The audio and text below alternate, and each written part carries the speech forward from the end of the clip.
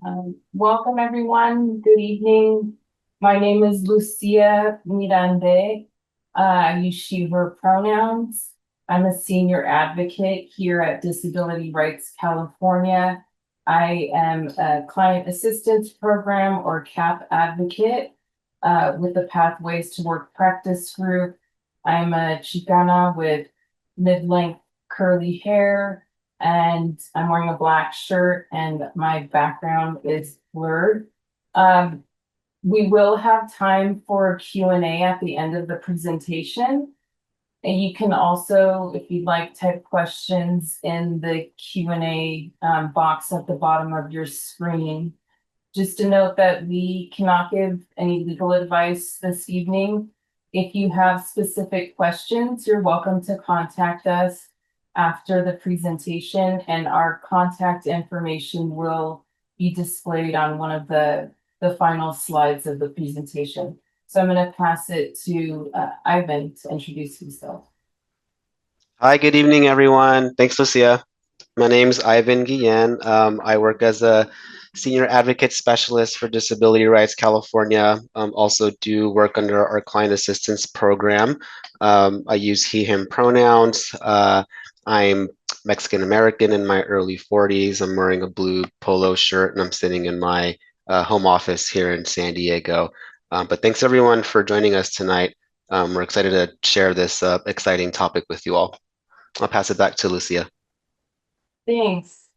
So yes, so we will be discussing when the Department of Rehabilitation can help pay for school housing costs. Next slide, please.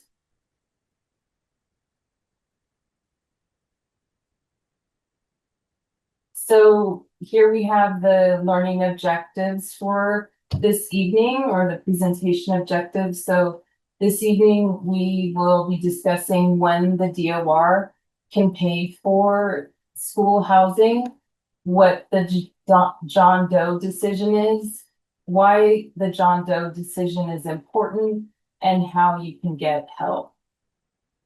Next slide, please. So before we get into the content, we just wanted to briefly go over who the DOR is, in case this is something new to you, and a little bit about the eligibility criteria. So the Department of Rehabilitation, or DOR, is a government agency that helps people with disabilities prepare for, secure, retain, advance in, or regain employment. So, for example, if you're new to the job world, the DOR would be able to help you with whatever training or education you may need to achieve a particular employment goal.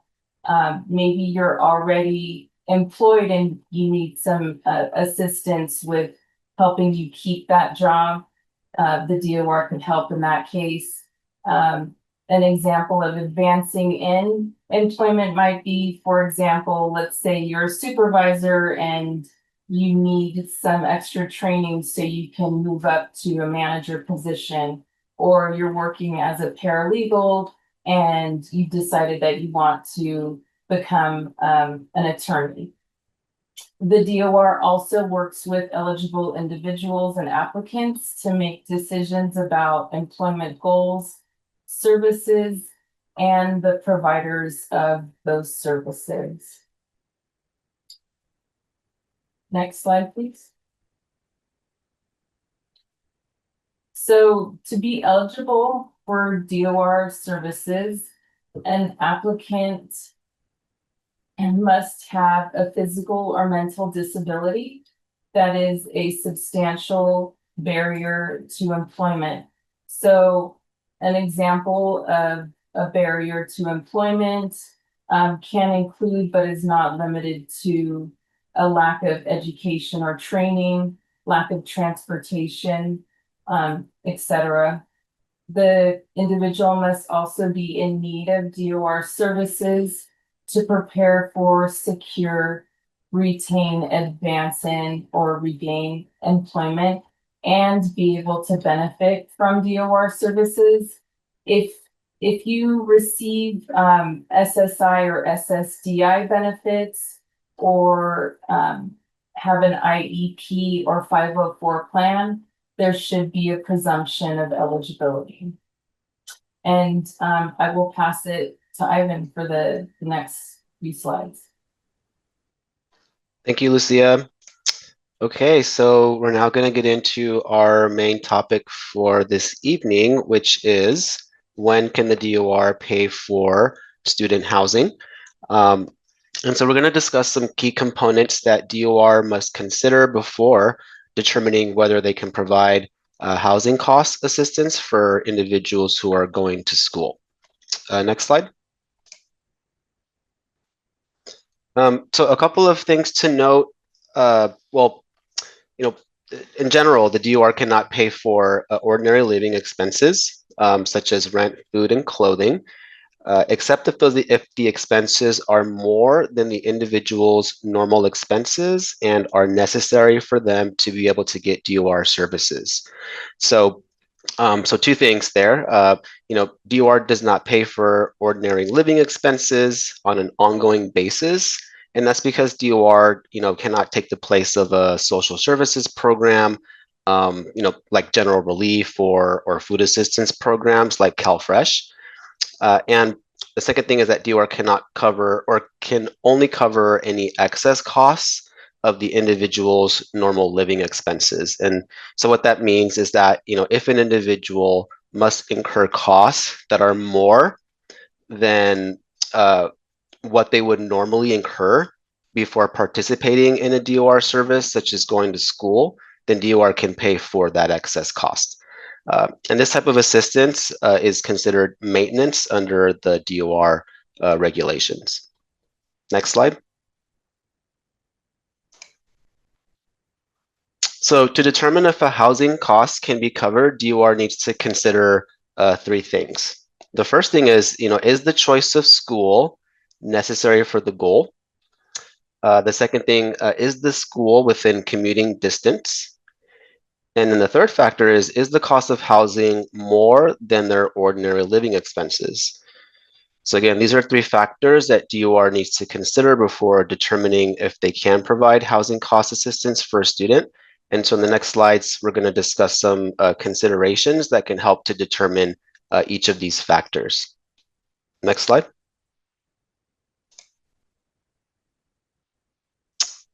So the first factor is the choice of school necessary for the goal? And so for DOR to consider paying for housing costs, an individual must show the school they want to go to is necessary for them to reach their employment goal. And that means that their individualized plan for employment, or their IPE, goal requires training at a school or an institution. And the second thing is the training needed, or is the training that's needed not available through a less expensive public local school? So is the training needed for the goal? If yes, is the training available through a local public school? Next slide. So some things to consider. Is it the only school that offers the training that the individual needs, or that offers that particular type of training? Is it the only school that offers the necessary disability accommodations?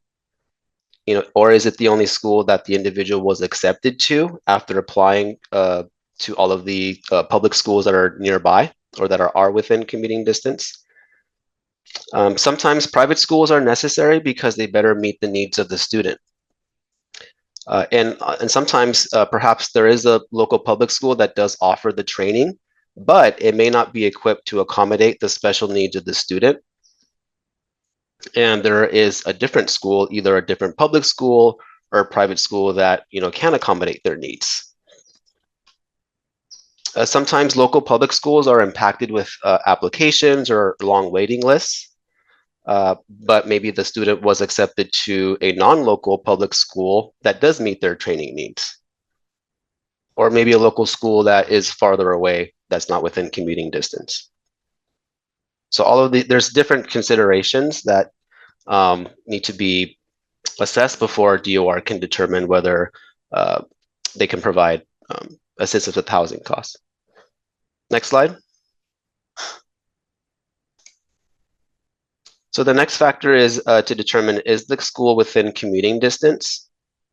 So if DOR agrees that the school is needed for an individual to reach their employment goal, the DOR must then determine if the school is within commuting distance from their home. And so with this, the individual will need to show why they cannot commute to and from school from their home. So what are some considerations for that? Next slide. Well, first, what is considered commuting distance? So some things to consider, will taking public or other forms of transportation to get to school cause a substantial hardship? If so, then DOR can consider the school to be not within commuting distance. So for example, how long would it take for the individual to get to school using public transportation? Is public transportation readily accessible to the student? Would using public transportation negatively impact the student's performance? Let's say the individual or the student would have to take several transfers and be on the bus or the train for several hours, impacting their study time, impacting their concentration or focus. Would that be reasonable? So all of these factors require careful analysis and consideration of the individual's specific circumstances. You can also consider, does the individual drive? Is Uber or Lyft an option? So there's different things to consider. Does the individual, attend school every day of the week? Maybe they can commute for one day of the week, or maybe they cannot. It all really depends on the individual's own specific needs and circumstances. Next slide. So the third factor is the cost of housing more than their ordinary living expenses. So if DOR agrees that an individual's choice of school is necessary for their goal and that it's not within commuting distance, then DOR may assist with housing costs that are above the individual's normal living costs. And so like we explained earlier, under the DOR maintenance regulations, the DOR can cover costs that are in excess or that are more of the individual's normal living expenses. And so what's important to note is that normal living expenses are going to be different depending on each individual's own unique life circumstances. And so, what's a normal living expense for one person can be totally different compared to someone else. Some individuals work and make income. Others may only receive, let's say, general relief benefits or SSI benefits, which would make their normal living expenses different. Next slide. What are normal living costs? So in the past, DOR has interpreted an individual's current living costs. So, what their current costs are before going to school or participating in a DOR service to be their normal living costs. So for example, if an individual's current living costs are, let's say, $500 per month, DOR may provide maintenance only if the individual must incur expenses for food, clothing, and shelter that are more than the $500 that they pay in their current living costs to participate in the necessary training or service. And regardless of how DOR interprets what normal living costs are, DOR must consider factors specific to the individual when interpreting their normal living costs. All right, and I'm going to pass it back to Lucia to talk about the recent John Doe decision that relates to maintenance. Thanks, Ivan. So, yeah, I'll be talking about what the John Doe decision is. This is really what prompted us offering this webinar. So next slide, please. So it's just to start off, it's referred to as John Doe, the John Doe decision, because the appellant or plaintiff in this case decided to remain anonymous. So it was titled John Doe versus Department of Rehabilitation. And the decision was issued in August of 2024 from the California Court of Appeal, that found that, this particular individual who had been, working with the DOR had an IPE that supported, which is the individualized plan for employment, that supported their attending law school. And they were supporting other expenses, but when it came to supporting this individual with rent to attend the school that was not within commuting distance, they were denied. And the basis of the denial was that the DOR interpreted the request to be a long-term everyday living expense. And the court decided that that was an incorrect denial, and therefore ordered the DOR to reevaluate the request, this individual's request for housing maintenance assistance to attend their educational program. Next slide.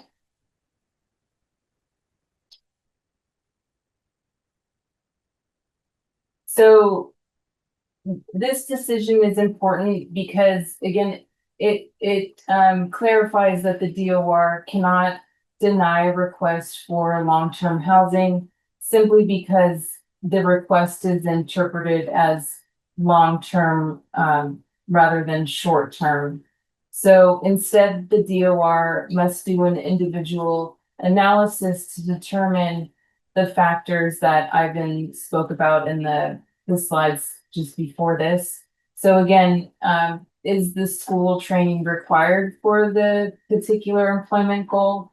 If it is housing required for the individual to attend that school?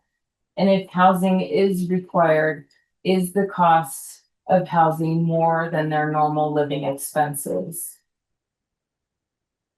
Next slide, please. Okay, and here we have a hypothetical just to kind of bring it all together. This is a very straightforward hypothetical. I'll say we have another one coming up, but so this hypothetical says Destiny lives with several family members and pays $400 a month in rent. Destiny lives in Barstow, California, and has an IPE goal for lawyer. She applied to several law schools and was only accepted to one, which is in Sacramento, which is not within commuting distance from her home. She found a small studio she can rent for $800 near the law school and asked DOR to assist with the cost of the rent. She asked DOR to pay the $800. However, DOR agreed to pay only $400. So in this, again, this is pretty straightforward. Like Ivan said, there really should be an analysis of all of the individual factors of the person making the request. But was this decision by the DOR to pay $400 correct? And I believe that if you want to raise your hand, we can unmute you if you'd like to participate, or maybe put your answer. Okay, I see Daisy is raising their hand.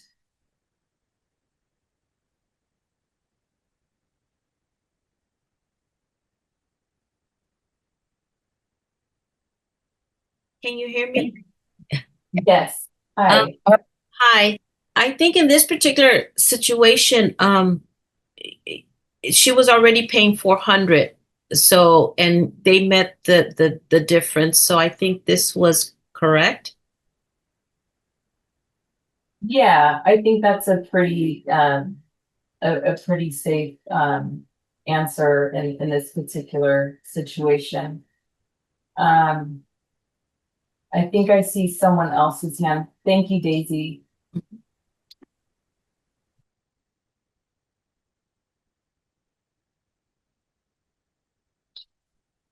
Was there someone else, Dylan? I can't really see. There was, but I think they lowered their hands, so I. Okay, thanks. So we can, move to the next slide. So yeah, again, this was a pretty straightforward example. So Daisy was paying $800 or was going to start paying $800 once she moved to Sacramento. In Barstow, her rent was $400. So DOR would be ideally paying the $400. So the difference or the extra cost that she's having to incur to participate in the Sacramento training. Lucia, Next slide. if I just want to add something really quick. So yeah, like you mentioned, that this hypothetical is very straightforward. There could be some other factors to consider as well. We just don't know. It doesn't include all any other facts. So we just wanted to make it a very kind of straightforward example. But just to highlight that there could be other things that need to be assessed as well. Maybe there's a different studio that meets her needs that has a different price. What if she needed to come back home once or twice a month for a medical procedure that required her to maintain her current housing, right? And that might change the calculation, right? Because now the cost of the rent to go to school is more than her current living, and she would have to still continue paying her current amount, right? So maybe DOR in that case, could pay for the full housing. So all, and these are again hypotheticals. There would have to be a, full analysis of all of the individual factors, but just wanted to kind of share a straightforward example that, we could see where the excess is here, which would be the 400. So just wanted to mention that. Thanks. Thanks, Dylan. Thanks, Dylan. Thanks, Ivan. We okay, do have one hand up. Sorry. We wanna sure. go ahead, Melissa. That was an accident, sorry. No problem. It happens to us all. Okay. Can we move to the next slide, please? Okay. So this is our second hypothetical, so it says Omar lives alone in an apartment and pays $1,000 in rent. His employment goal is for forensic psychologist, and DOR has agreed to pay for a private school because it has smaller student to teacher ratio and offers specialized tutoring that the public schools do not offer. Omar uses a wheelchair and does not drive. The private school is 80 miles each way from his home. Omar asked DOR to assist him with the rent so that he can move into an apartment that is closer to school. The cost of rent is $1,500. DOR denied his request, stating that he can commute to and from school and does not need to move. Was DOR correct in their decision? So as you can see, this one hopefully triggers some, analysis just based on the information that Ivan shared. So what are some considerations or some factors that should be taken into consideration when determining whether or not this decision was correct? And again, if folks want to raise their hand.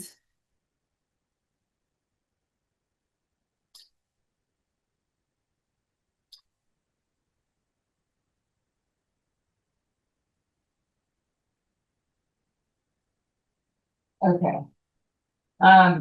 We'll just, so for some things to consider, might be like, how many days a week is Omar traveling to school?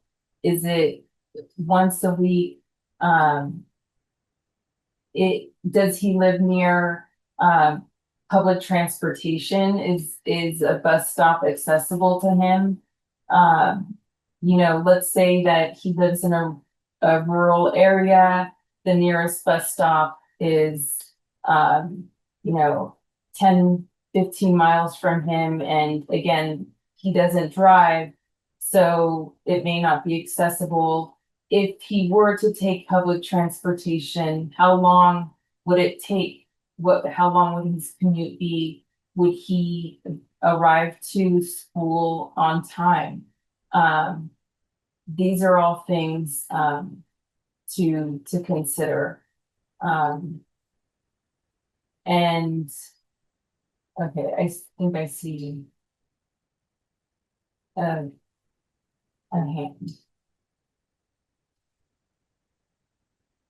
Hi, my name's Lynette, and the question that I have, or why can't you do the same thing that you did for the other one? Just subtract the 1,000 and pay the 500, because if the things that you brought forth, because an hour and a half is pretty much a long commute, and it seems unreasonable to expect someone that has to be in a wheelchair and may have other disabilities well to have to travel that every day, because classes are usually on Mondays, Wednesdays, and Fridays, or Tuesdays and Thursdays, the most of them. So if we're considering a true situation, um, why wouldn't he get the 500? I'm not saying pay the full 1,500 because he paid 1,000 before, but to pay 500 of it.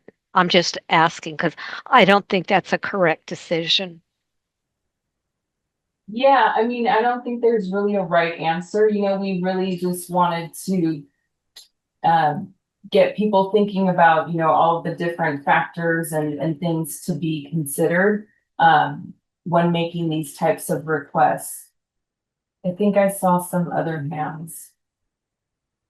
This is Ivan, just really quick, but yeah, in your analysis, that would be correct, right? If you are to determine that the public transportation or that the 80 miles is not within commuting distance, then presumably the excess would be the 500. So yeah, we agree with that.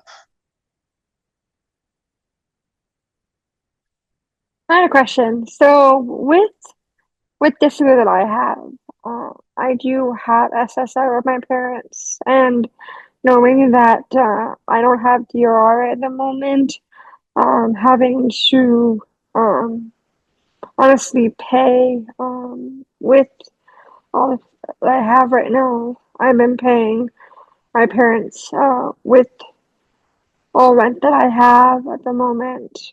I feel like what's Oscars going on right now, it's just rude that, DRR thinks that he could pay for rent knowing that, he has a lot of needing a wheelchair and not being able to get that support, having to pay for rent, living by himself, living with a roommate, and having to travel miles from a university or college.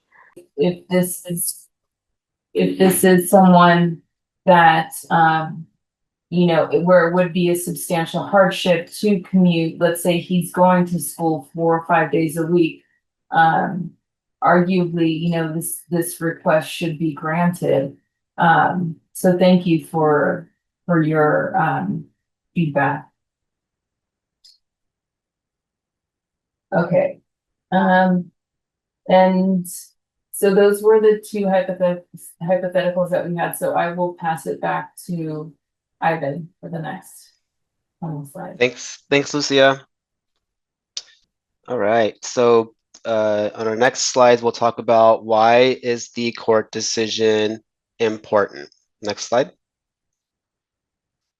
So the John Doe decision is important because individuals who were denied housing assistance to attend school that is not within commuting distance, and they need their school for their employment goal, can ask DOR to reevaluate their request. And if DOR will not reconsider their decision or denies the request again, then individuals have the option of appealing by requesting an administrative review, a mediation, or a fair hearing. Next slide. And here's some just some tips for if an individual is going to choose to ask for a reconsideration or an appeal. We always advise individuals to first try speaking with their counselor or their team manager to see if they can come to an agreement. A lot of the time, issues can be resolved just by talking to the counselor or reaching out to their supervisor, who's called the team manager.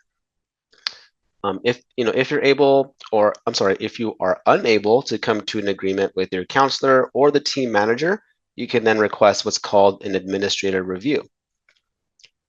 And an administrative review is a meeting with the district administrator, who oversees all the DOR offices in that district. And it's an opportunity to be heard and get a decision on any concern that you have. If you receive an unfavorable administrative review decision, at that point you can request mediation, fair hearing, or both. But you don't need to request an administrative review before requesting a mediation or fair hearing, but we recommend that you do that so that you can try to resolve the issue. We just think it's a good strategy to try to exhaust all of your